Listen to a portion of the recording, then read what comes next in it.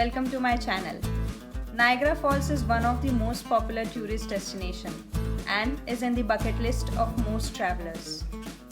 I went to Niagara Falls in the summer last year and I must say the journey was amazing. So in this video, I'll share how I did my solo trip to the American side of Niagara Falls over a weekend.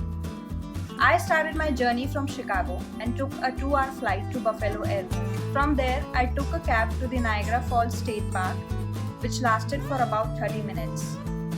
I had already booked an Airbnb, which was at a walking distance from the falls, and also it was very convenient and safe to walk. I reached there in the afternoon, and my return flight was in the evening next day.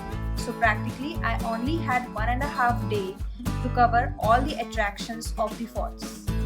Also, I will recommend that you purchase this Discovery Pass online as it gives access to all the attractions of the falls that you will see in this video.